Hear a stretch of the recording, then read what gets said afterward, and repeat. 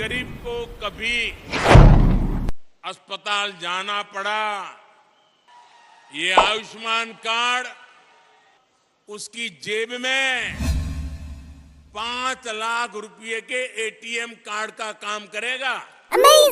तर हो मित्रांनो, तुम्ही हे आयुष्मान भारत कार्ड काढला आहे का? तर तुम्हाला देखील एटीएम आणि 5 लाखापर्यंत याचा हॉस्पिटलमध्ये लाभ मिळणार आहे.